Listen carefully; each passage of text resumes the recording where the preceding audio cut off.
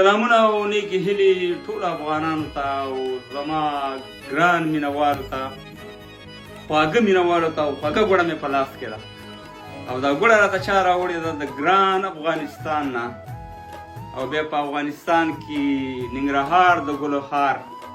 د علم زانګو تاسو ټولو ته معلومات دي او بیا زه چې د کوم ولسوالۍ سره تعلق ساتم کامه ولسوالۍ د هغې ګوړه ده د کامې شیریخ او د کامې ګوړه ډېره مشهوره ده نو ما دپاره داسې ده لکه سړی چې حج ته لاړ شي او بېرته زمزم اوبه راوړي دغه شانې ماته ګوړه دلته هم پیدا کېږي په لندن کې خو د وطن دا خو لا ګوړه ده د وطن خاورې به مونږ راوړو خولې ته به یې واچو ځکه وطن خو مور ده نو دا ګوړه چې چا راوړې ده زما د زوی ملګري دي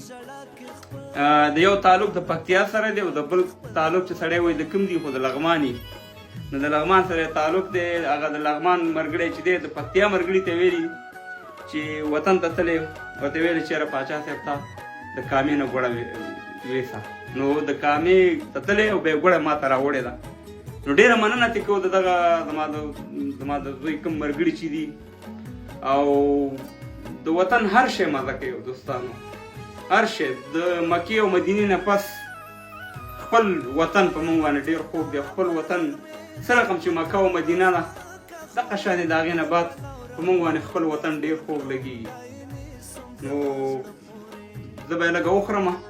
او تاسو ته به یې ډالۍ کړم چې څه رقم خوږه ده که دغه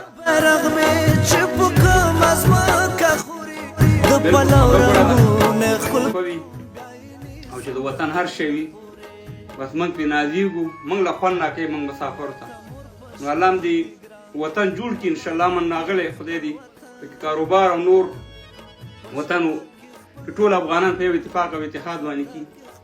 نو د وطن هر شی خوند کوي نو بس دا ګوړه ومه چې تاسو سره دا دغه کوم خاص خبره نه وه الله مباد لره د کامې ګوړه ده تاسو سره یې توپه وي او انشاءالله چې کوم زما دوست ملګری کېږي سره شین چې سره به همدغه خوري په الله سپارم ژوندي اوسئ آباد اوسئ خالي د مینې او پیغام خوشحاله آباد ښه وه